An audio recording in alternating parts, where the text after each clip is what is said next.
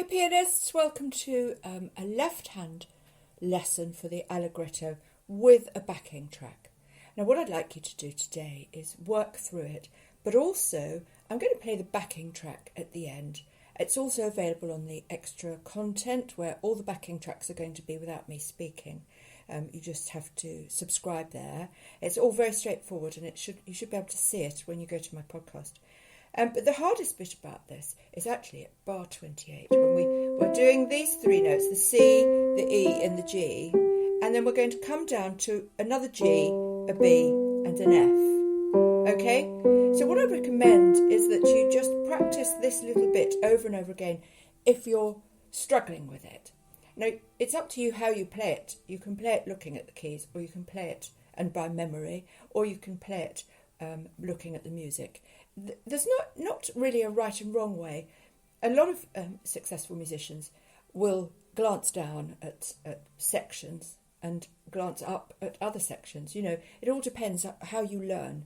I'm a very, very pictorial learner, and I need to look at the music to trigger me. So I prefer to do it blind. But if you do things blind, i.e. not looking at keys, you're more liable to make a mistake if you're not practiced at it. Do you see? So what I recommend actually is that you just really practice this manoeuvre over and over again. Okay? And getting up to the correct speed, the Allegretto speed. Remember, this track is on track 21 on the Suzuki CD.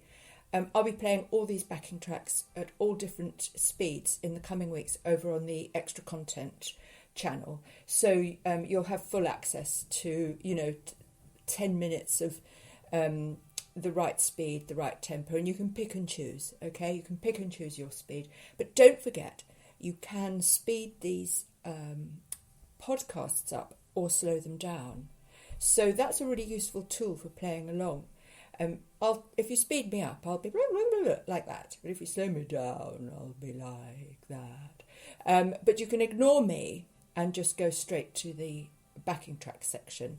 And obviously, if you're one of my students and you've joined the membership school, you'll be able to access and play at however you feel comfortable.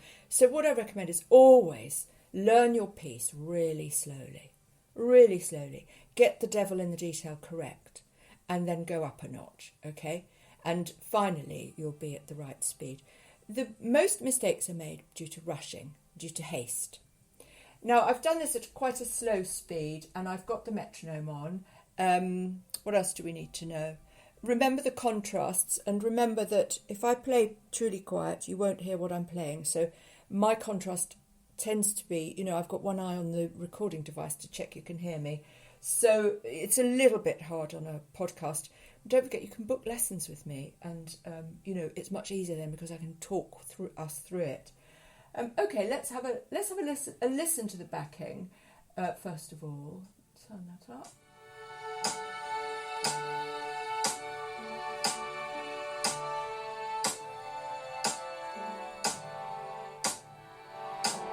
Okay, it's not too bad. Although, actually, guys, I'm just going to pause that. Okay, I'm going to mix things up a bit today. The wonderful thing about GarageBand is you kind of find things that you didn't know you had. So I've just come across a synthesizer that's synthesizing a bass.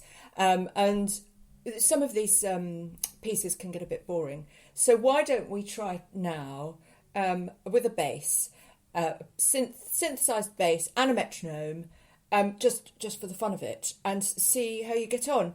If you've got an electric piano, you might be able to get some of these backings. Well, very, very similar. So let me just lift the volume up.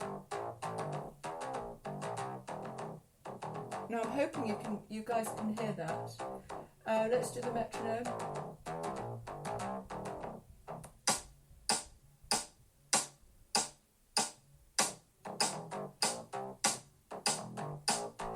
Okay, it's quite funky, isn't it?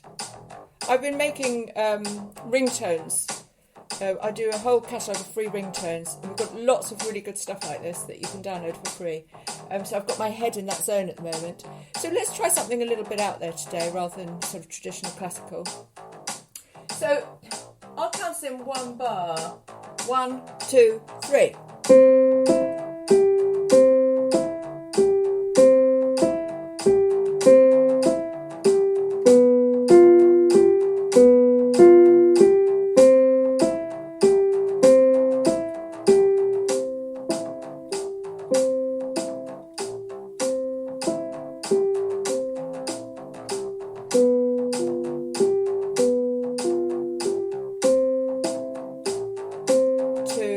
Next page.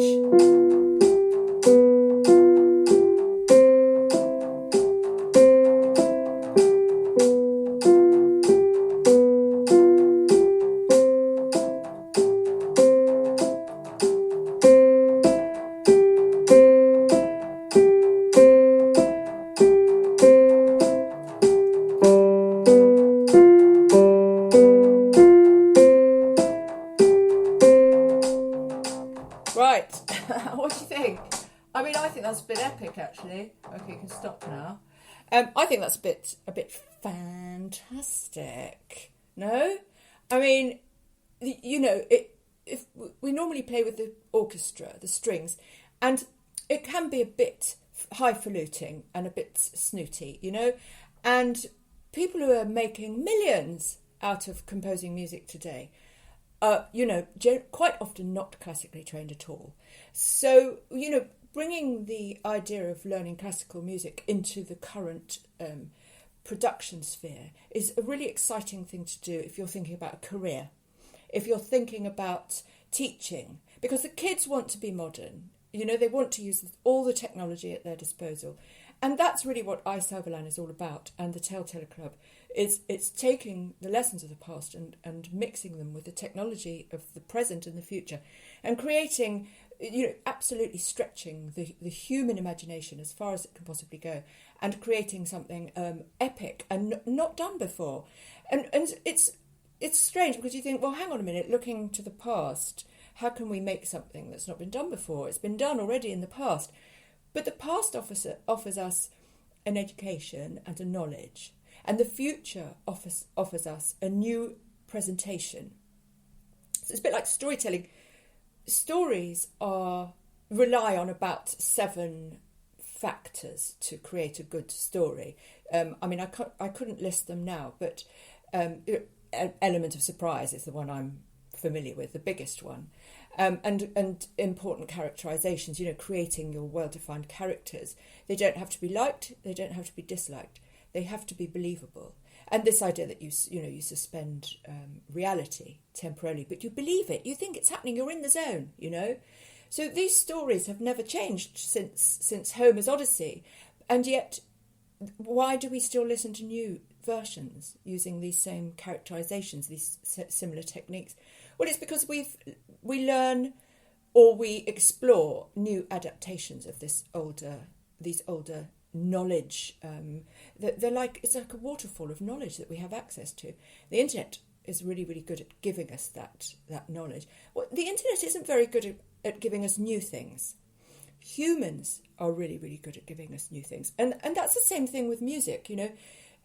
I'm a classically trained pianist and cellist, but I'm also trained, you know, my degree was in digital music, for example. So I've really looked for ways that I can spice things up a bit with newness and making it fun.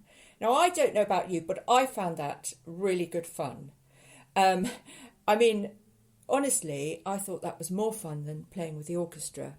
Let me know what you think. If you're after more traditional backing tracks, obviously we have those as well. I do those every day. I do at least one, and that's on the extra content. But you know, guys, the Telltale Club is really a modern phenomenon, and it's, for me, the driving force is technology, totally. And iServerland is obviously, you know, half AI, half human. That's myself. And I couldn't separate the two. And this is the other thing about music, production, art, design. How do you separate technology and the human successfully? You can't. We're all using technology now. And the very basic one is that most people listen to this podcast on their phone, on their smartphone. That's the most basic use of technology. But of course, it's not basic exactly. But every time I create a loop, for my free loops catalogue, there, I use my AI in some way, shape, or form. AI is, the learning machine is so entrenched in our daily lives, and to avoid it, you're risking holding yourself back. Now, look, don't get me wrong. I love to, play my classical cello with no technology involved at all, just my acoustic self and my human body and my human movements. I love that. But we're talking about, creating lifestyle careers, or even if you do that, but you need other people to see it, hear it, you're going to have to record it. And you're going to have to, at some point, employ technology and AI.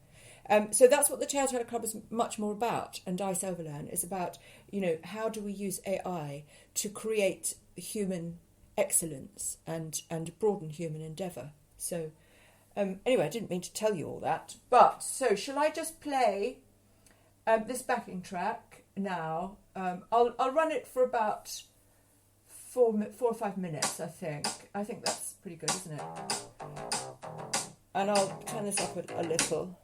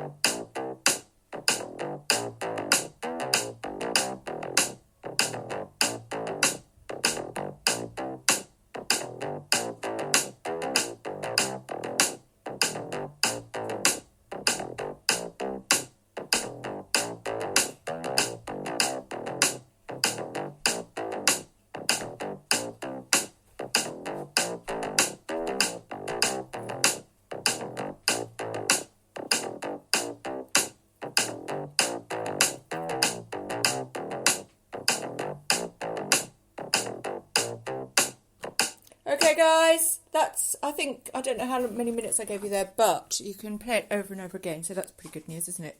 So hope you enjoyed today's free class, and I'm going to put this up on the free ringtones catalogue as well, because I think it's just so useful, and I don't mind anybody sharing this backing track either. So yeah, have a great day, practice a bit if you can. If it's not fun, don't do it.